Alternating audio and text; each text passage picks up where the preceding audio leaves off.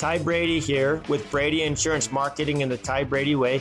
As a successful entrepreneur myself, I'm passionate in helping other entrepreneurs do the same as they rise from rags to riches and get inspired each week on the stories they tell here at the Ty Brady Way.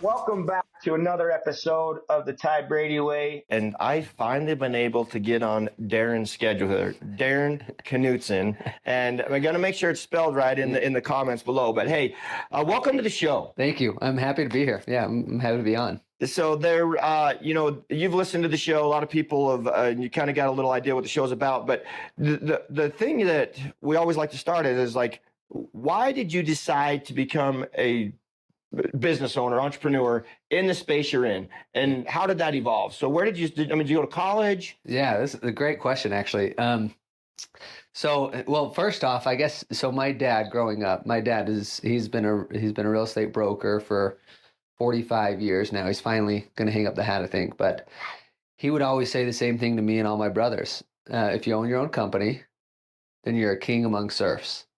And what he meant is basically you're not answering to anyone. You can do what you want and you're in control of your destiny. So yeah. I always knew I'd be at some point owning my own company. You know, the goal was never to work for someone. The goal was never to go do a 9-to-5. It was to find a job that I could work in. And I was in control of my own destiny. And that's kind of where I ended. Mm-hmm. But it's kind of a long story with how I got here. I mean, yeah. I did go to college, so I graduated. I'm born and raised here in Utah.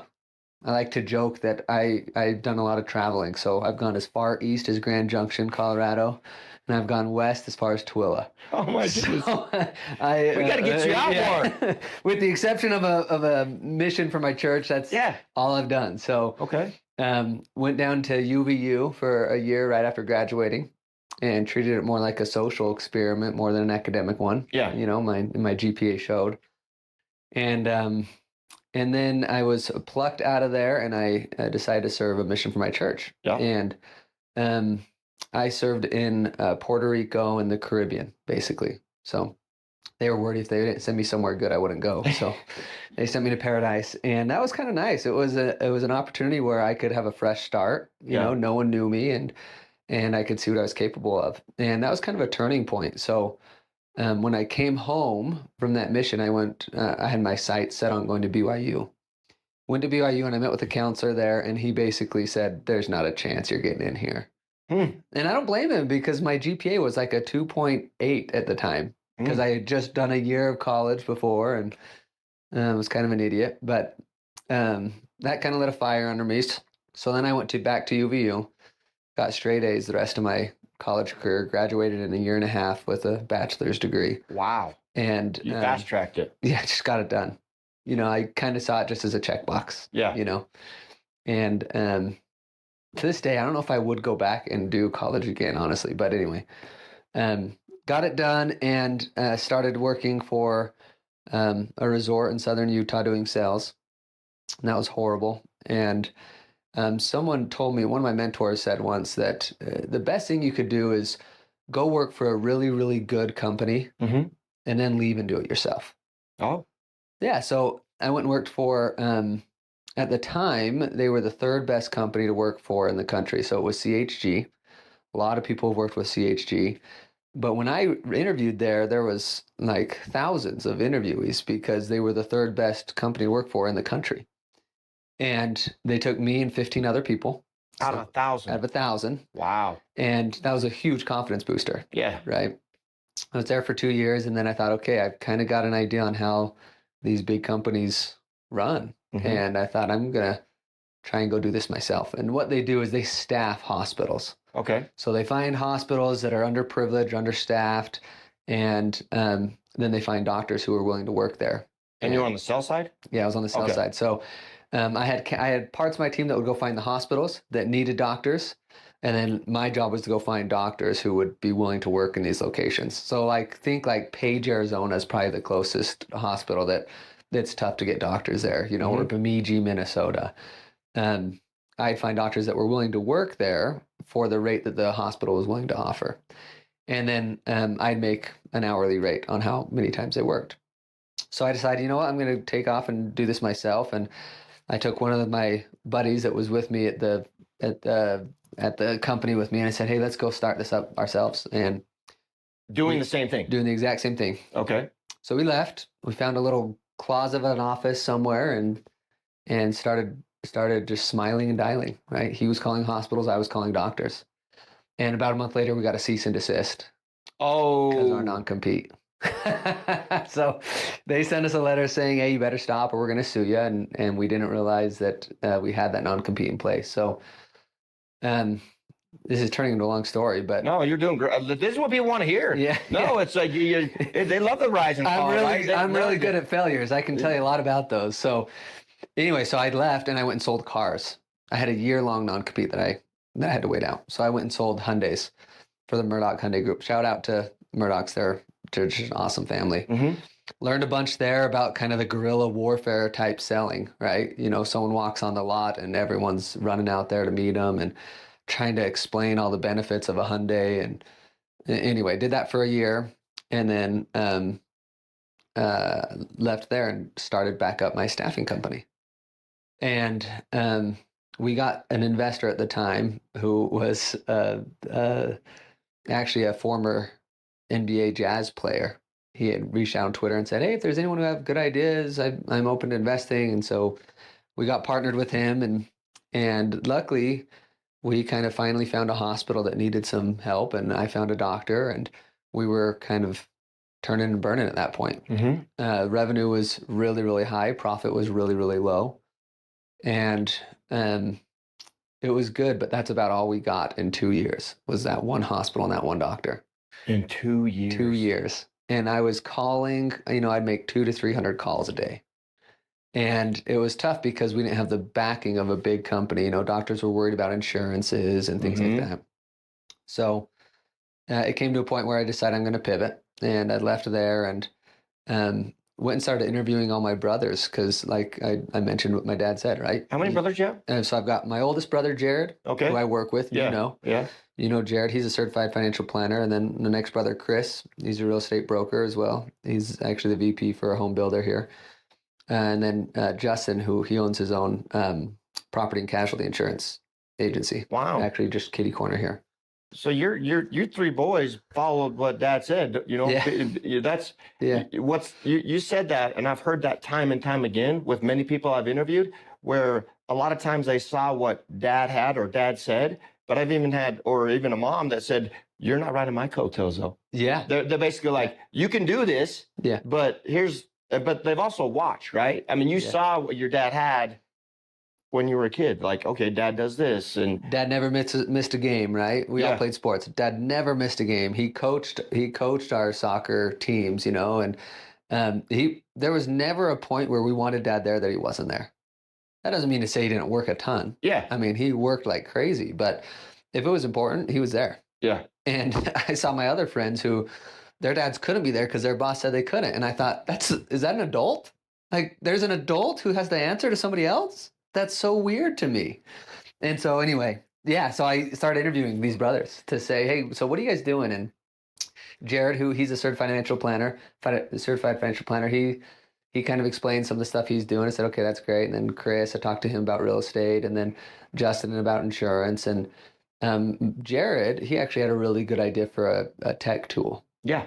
Which you've heard of. Mm-hmm. It's called Current Client. There's still agents using it, by the way. There are, is. And that's, it's fascinating. They would, any tool, you could present a tool and the utilization rate. Yeah. But if they would just find a tool and then it seems like they're like, I want to find the next shiny object.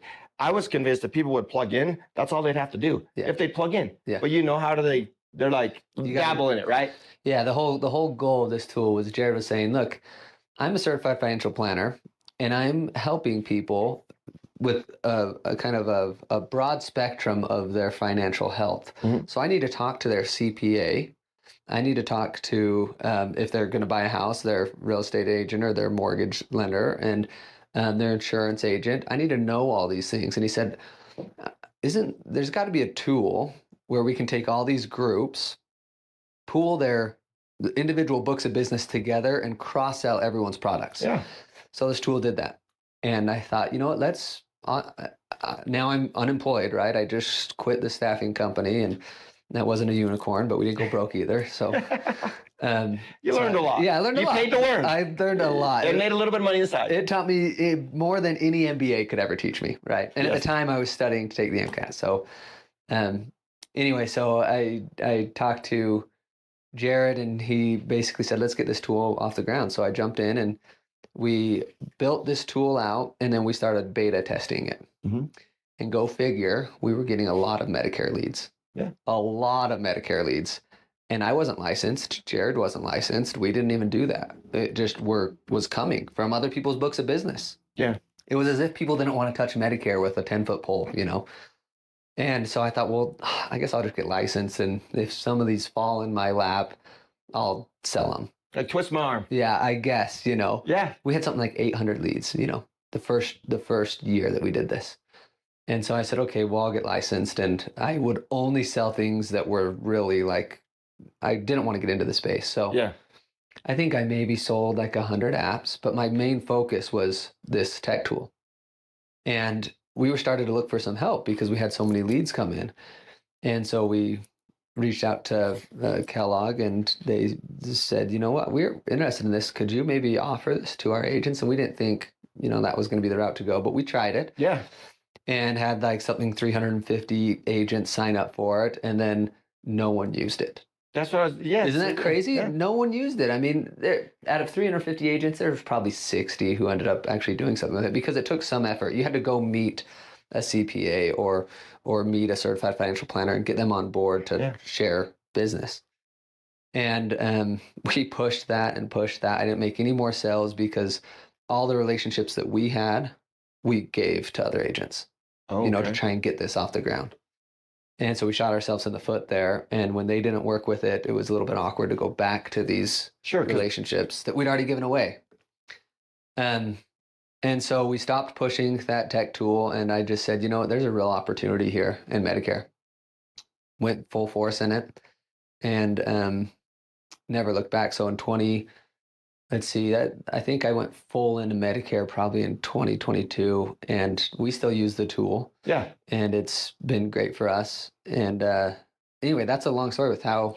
No, I do want to. So a couple things. So you didn't seek out the space you're in now. No. But when you, I think sought out the lifestyle and the idea. Yeah. I just didn't know it was going to come through Medicare by any means. Yeah, you know, my mom used to tell me all the time, if somebody presents you opportunity, you should listen. And, you know, that's how I got in this space in insurance. I didn't know it was going to be Medicare either. Yeah. And I tried all lines of insurance, and I'm like, you know what, I didn't like this because of this. Or I'm like, man, this is just, I didn't like moving people's money. I didn't want to do that. Yeah. So when I found Medicare, I'm like, you know what, there's a lot of people that need help. It's an underserved market, kind of like you got 800 leads. Yeah. So I'm like, okay, I'm going to go all in on this side. And that's what I did. Yeah. Since then, I mean, I have different verticals, but so you get in Medicare, but so you just had this passion or desire from being a kid, something your dad said or watching your dad saying, hey, I need to be my own boss. Yeah. I need to have control of my destiny. Yeah, totally. I mean, I knew from about probably when I graduated high school that I just want to make enough money to buy my time back. Yes. Right. I mean, this life, you can make millions and millions and millions of dollars. But if you're to ask Warren Buffett, right, I don't know how old he is now, but how much he would pay to be 20 again, he'd give it all up. That's right. He'd give it all up, you know. And there's the other saying where people would say, you know what, if I gave you $10 million today, but you couldn't wake up tomorrow, would you take it? No way. Yeah. It's all about time, right? And so Medicare is unique. We push hard and we sell. The whole idea, though, in my opinion, was I want to spend more time with my family and my kids, my wife, and I want time for myself. Like this life is meant to be lived from Tooele to Grand Junction. We got to broaden our horizon a little bit. We got to get you out a little more. I do go south. Go south. But anyway, so I think it's that idea. Like I'm right now. My son, he's playing basketball, he's wrestling, he's in tumbling, and he's in soccer, and I can be at all those. And my wife or my daughter, she's in wrestling and soccer and dance and tumbling, and I can beat all those. So I don't know that there's another industry that you can make a living doing that. No, and you know what's a couple of things, like, Medicare is that residual income, right? Agents are like, you need to get to 300 clients, right? It's that per head per member. Similar to, you talked about staffing a doctor, you were doing similar things, like you got paid when that doctor got paid. Yeah. But you still had to get that doctor placed in a hospital to make that money. Yep. Similar, if we're bringing on agents as agency owners, we have to find that agent and that wants to come on board, that wants to be mentored, that's willing to do the work, and then we can help them build something as well. Yeah, you can't. It's the whole saying, you can lead a horse to water, but you can't force it to drink, right? Yeah. There's still work. I mean, and like at the end of the day, I don't want my kid to think I never worked and I was always there. I want him to know that Dad worked hard, really hard, but he did that so he could be there for the important times, right? That's a thought. My boys are 14 and 12, and it just came to mind something that my kid said recently. He's like, Dad, I want to do what you do, where you're able to talk on your phone and do work from wherever you're at. Huh? Right. And then I'm like, they're watching you, and then they're like, okay, what does Dad do? And at one point, they're taking notes. Yeah. Right? At one point, my kid came to me, and this was years ago. He's like, Dad, do you even work? I'm like, yes. You don't remember when you were 2, I was gone. I was gone for 2 years. Yeah. And he's like, you were? I said, yeah. I said, your mom was basically a single mom. I would come home on the weekends, fly out on a Monday, fly out on a Sunday. I was gone for 2 years straight. And now it's obviously, I'm able to do a lot less of that, which is nice, but it was a grind. Now, my two older daughters are like, yeah, Dad, you were never around. Yeah. And they weren't as fortunate enough to, I still did my best not to miss any cheer competitions or dance competitions or whatever was going on, but I missed it. I was the important things. Yeah. Yeah. So very similar. So your dad's going to hang it up. Yeah, I think so, which is really frustrating because now I can't get in and check the MLS in his name. But yeah, I think he actually officially did not renew his real estate license this year. Oh, wow. Yeah, but he's 75. So let's see, he started when he's 20. Yeah, so I guess 55 years. Wow. It's been very successful, I'm sure. Yeah. But your other brother doesn't want to take it over? Or there's nothing really to... He took over the management side of it. Yeah. But as far as the real estate goes, no, he's he's mostly new builds, Oh, okay. So, yeah, we'll see. Dad, he's kind of hard to pin down, he's always going, which is, I guess, type A personality, what entrepreneurs usually do, People are like, Ty, when are you done? I'm like, I don't know. It's not fun anymore. Yeah. Right? When I can't do what I want, when I want, where I want, how I want, then when. But until then, I'm like, I don't see any reason not to. Well, so this is what's interesting. I was doing the numbers the other day I still work with my brother, Jared. Yeah. We're not doing the tech tool anymore, but we still share business because he markets people that are approaching retirement age, and I with Medicare, same thing. So, we were projecting out our income, and we were trying to decide, like, what is the amount of money that you need coming in every year to not push anymore, to just kind of ride that out, and we kind of came up with a number, and then we thought, well, man, if it's that, like, we could be done working, we could retire pretty young. Yeah. And I look at the agents who are just getting into this industry. Like, there's a couple guys that we see pretty regularly. They're in their low 20s. And those kids could be done. Kids, right? No, that's what I call kids too, yeah. Those kids could be done working by 30. Yeah. Like, they could be done. And so I was looking at my income, and it's like, well, even if I'm done by 40 or 45, I don't think I'll ever stop. Yeah. Because ultimately it's not a grind. I'm not out there digging holes, I can do it for the rest of my life, but also it's important just to have something, and even if I'm not having to come out here and slay the dragon every day, I do need some sort of example for my kid to see that, hey, Dad still goes to work. And so even if I can retire at 45, I won't. Yeah. I'll keep working. I made a goal when I was a kid. I said, I want to have the ability to retire at 40. So I have the ability to retire, but I choose not to. And that's where it's because and the other thing that comes back to me is I'm like, in the back of my mind, I'm like, what if I stopped? Just like, what if I stopped? Who would I miss giving an opportunity to that could change their family and leave a legacy? Oh, that's great. Because at the end of the day, what do I live for? Building a legacy. Totally. And whatever that is to them. Yeah. And some people, like, they just want to be able to pay off their house, knowing that if something was to happen to either one of them, that they have a place to live. I Yeah. mean, everyone's little life or desires or dreams are different. And I just want to make sure that they can achieve that. Like, I mean, my mentor used to always say, if they want the RVs, the boats, the cars, the campers, the $1 million, all this kind of stuff, help them get there. Yeah. Awesome. And if they want to support a golf habit, help them do that. Great. Yeah. Yeah. It's funny. I look at, like, I call it the funeral attendee building stage. So, like, I look at my grandparents, like my grandpa Darwin, he lived over here in Holiday, and they used to call it Knudsen Corner. There was a Knudsen Inn, and they have now Knudsen Park there.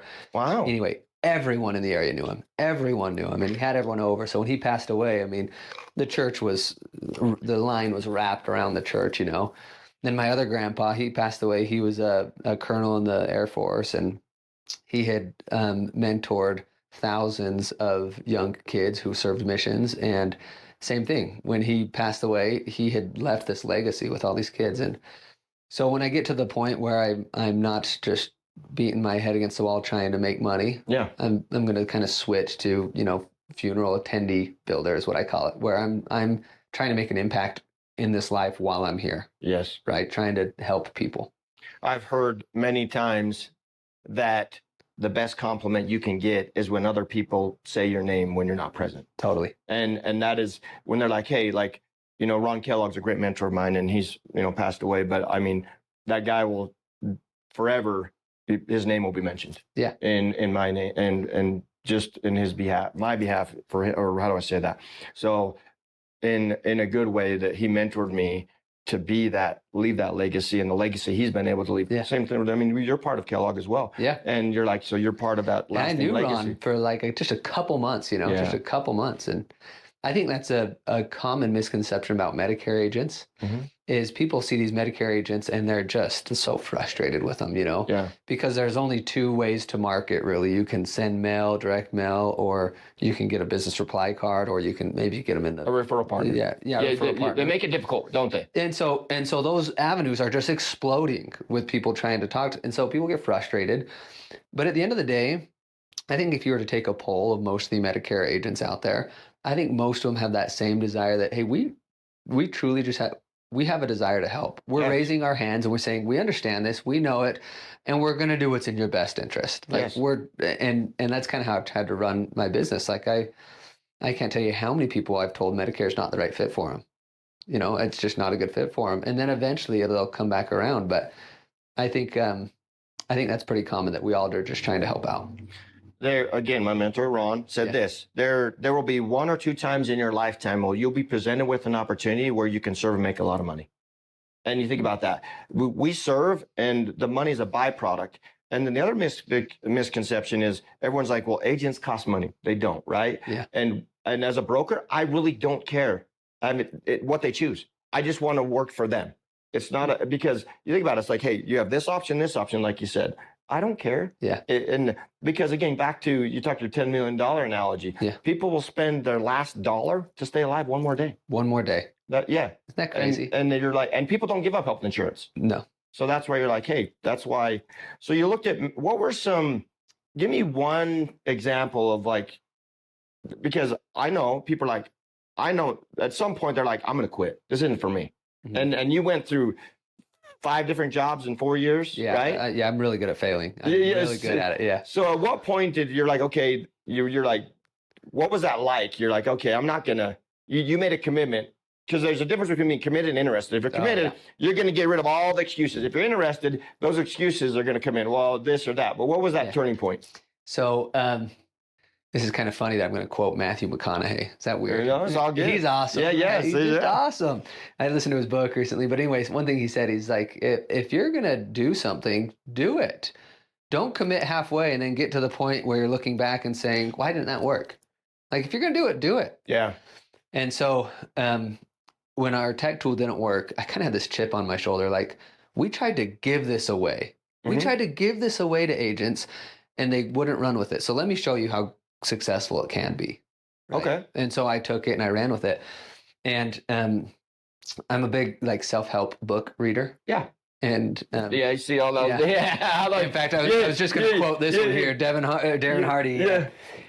All these wonderful books. My wife's like, well, why don't you just read a book about something that's fun, like a fantasy book? I'm like, I don't think I've ever, maybe in 6th grade I did. Because you had to. Yeah, The River, Hatchet, or Holes maybe. But anyway, I read this book, The Compound Effect, and in the book he talks about 3 guys who they all do different things. The same person, they do different things at night. One goes on a walk at night after things settle down.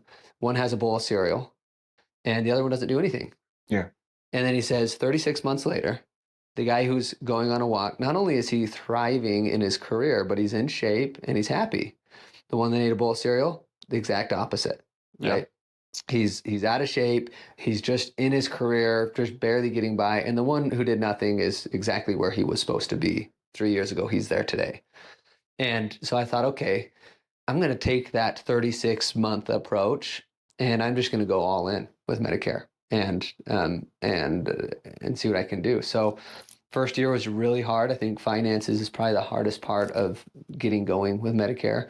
It doesn't help when you're 32 years old, if you're starting out younger, it's easier, but, well, kids, family, I've been there. Yeah. Right. And we were at the point where we had our starter home. We needed to move to a new home to fit our family and whatnot. But anyway, it was tough. But I just kept telling myself, just don't stop. Keep going for 36 months. And what I meant by don't stop is take the money you're earning. Yes. Don't spend it.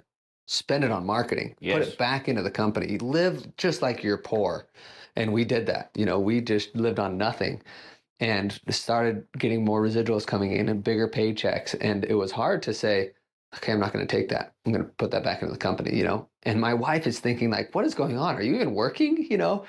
And we're putting it back into the company and spending more on marketing. And then finally, like I hit the 36-month mark at the beginning of this year. And it's only been 3 years? Yeah, 3. Well, since I went like full time. Yeah, but still, wow. Yeah, because I started earlier when I started selling from the tech tool. But anyway, the growth has changed to kind of be exponential, right? And yes. We're not having to work quite as hard. And it is like that. So that was the turning point for me. Like we're at the 36-month mark. We're having referrals come in. We're meeting with people on the regular. It's a well-groomed machine, and it provides security and time. Yes. And that was my goal. So that's where it's like I don't think I'm turning back at this point. You talk about college, right? If people spent the same amount of dollars they would spend to get a degree and actually market themselves. Like I believe the greatest money you can spend is on yourself and learning something or doing something. Yeah. Because it's you. You're not giving someone else money. It's for you. And that's where it's really difficult sometimes when you're talking to agents or people like, hey, yeah, you made $600. Well, take $200 and dump it back into the company. Yeah. Right. And I've had those conversations with my wife too. I was like, yeah, you made $13 today. Right. But she's like, guess what? And she only gave me a hard time one time. And ever since then, she's like, you just do what you got to do. She's like, she was just go. Just I'll do what support you. Yeah. You do what you got to do. Because we made a commitment. Like, I didn't want anyone else raising our kids. She's been a stay-at-home mom for years. I joke that she's been fired from every job she's ever worked. but I mean, but my kids are that's what it's about, right? Yeah. Raising good humans. She's like, Ty, those $13 added up and added up and added up and added up. And then over time, you saw the result. You see the results. Yeah. Oh, yeah. And then obviously I had goals like, I want to double my income every year, right? And did that. And just those benchmarks that you got to do. Yeah. Some people, I've heard a lot of people say, like, hey, I make way more money than anyone around me. Yes. I just spend it in different places, And it's a smart way to do it. I mean, as we were meeting with retirees and helping them with their finances, it's really cool to have a big bag of money, but it's better to have low expenses and income streams, you know? So I don't know, that goes kind of without saying, I guess. So you're all in Medicare, and man, these streams go fast. 2 things, maybe 3 questions. Yeah. You're all in now in Medicare. You've got things rolling. You're buying back your time. You're able to do what you want for the most part.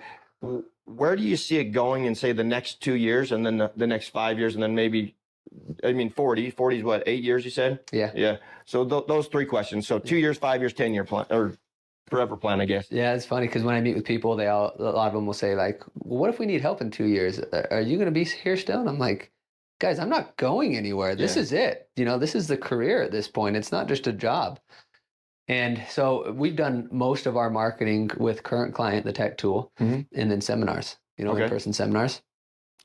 Those seminars have died. They have just It's interesting, died. Yeah. We used to get 120 attendees in a month, and now there's some workshops where we have 1 or 2 people. Wow. 1 or 2 people. So that's our number one focus right now, is replacing that. That's just not working. Another marketing stream. Yeah. So we're interviewing, and we've talked a little about this. We've interviewed dozens of digital marketing agencies. We've interviewed just dozens of marketers, and my major was in marketing. Oh. Yeah. So, and the fact that I'm interviewing these people just goes to show what I think about college, right? Like, it's like, great, just go start a business and you'll learn way more than you'd ever learn in college.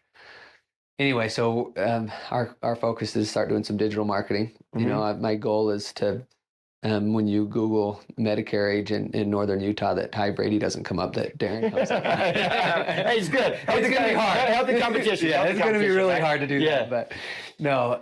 Got to start somewhere. Yeah, we got to start somewhere. And so we're going to start marketing that way. And then 5 years, 5 years. So I am 35 now. 40 will be in 5 years. Okay. We'll see kind of where we're at that point. I think it'll be more of a just keeping our clients play more than going out and killing what we eat. Okay. Eat what we kill. I think it'll be more of I think Medicare, the common fall off rate is like 10% or something. Is that right? And, you get to a point where it'll eventually plateau. And so once my own production gets there, it's going to be all just finding other agents. And I mean, if anyone's a new agent that's listening, they should just know, like, this is it. Like, you can get there with Medicare. Just go all in and don't stop. Yes.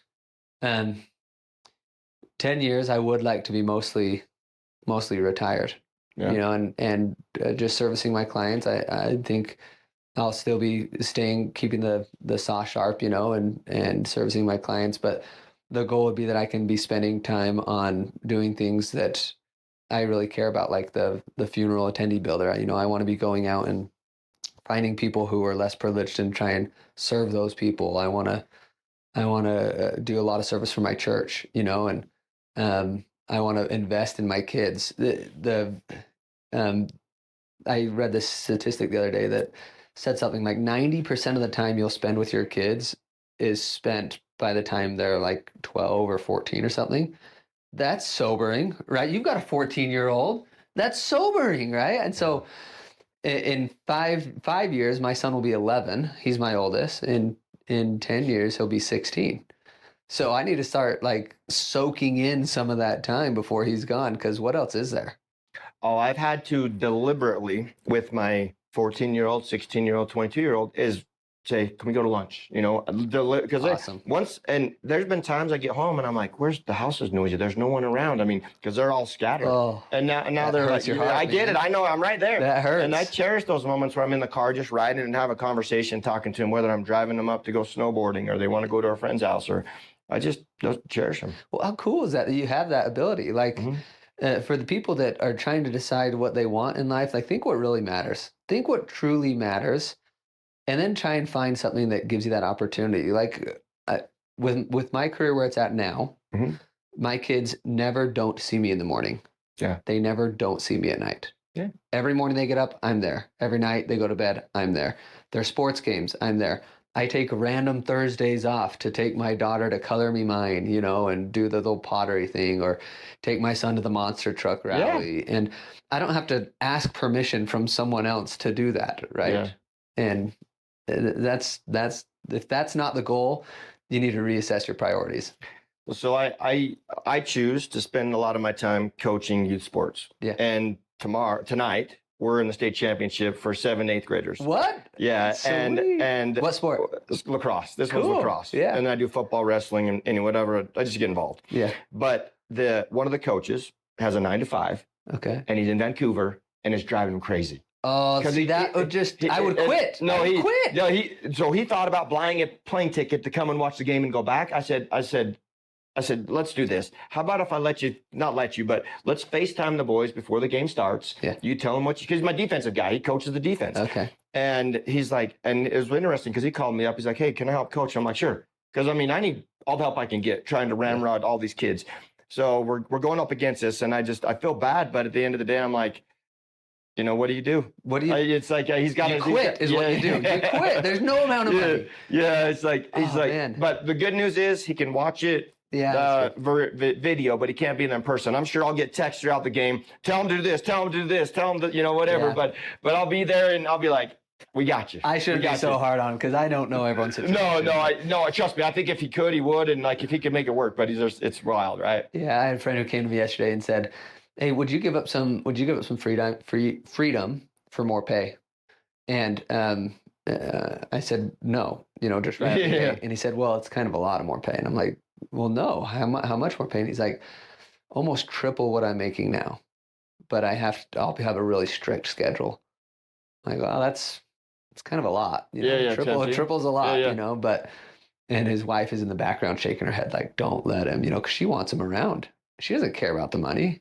And so I told him, I'm like, look, if your wife doesn't need the money and she doesn't care and you're just fine on your income now, dude, what matters? Yeah. Be there. Yeah. Wow. Yeah. Everybody has a choice, right? Yeah. Man, it's been a pleasure having you on. Darin, any last thoughts or inspiration you'd like to leave the audience? Yeah, that's a good question. Probably not inspiration. I mean, it's just me, right? Yeah. But you got a lot. I've failed a lot of companies. I would say find good mentors. So like I mentioned, I'm still working with my brother Jared. Yeah. He's 10 years older than me. He's been through a lot more than I have, and he's really smart. So I lean on him a lot. Find good mentors, be resilient, work hard, work hard while you can, and work hard, play hard, right? And if you're trying to decide if Medicare is the route, just ask yourself, like, what's important? And, maybe what's important to you is making so much money that you can provide generational wealth, or maybe it's just that you want to be around, but find kind of what your desire is. And Medicare, it's the least sexy probably career out there, and it's not a get rich quick. But it is a get rich slow. Right? You can make a lot of money here, and like I said, give yourself 3 years and work hard, and you'll look back after those 3 years and be happy you did. If you stop today and look back at 3 years ago, right? We were just getting out of COVID, 2022. Yeah. What have you done in those 3 years? And if it's nothing incredible, then give the next 3 years to Medicare and see what happens. Yeah. I liked your thing. You said, just do it. Don't commit halfway. Just do it. And you will be rewarded. I mean, and that's the fascinating thing is I've seen it all, right? I haven't seen it all, but I've seen a lot over, agents and people and mentors. And, I found what works for me. And that mentor was huge for me. Yeah. And I mean, he saw something in me I didn't see in myself. And he used to always say, people like you are hard to find. And they are. And then you think about how many people I've interviewed over the years. I mean, thousands of people that wanted to come on my team, and people that have joined my team, and some that have been successful, some that haven't been successful if they wanted to be. Yeah. But at the end of the day, I do everything I can to help mentor them, except for doing it for them.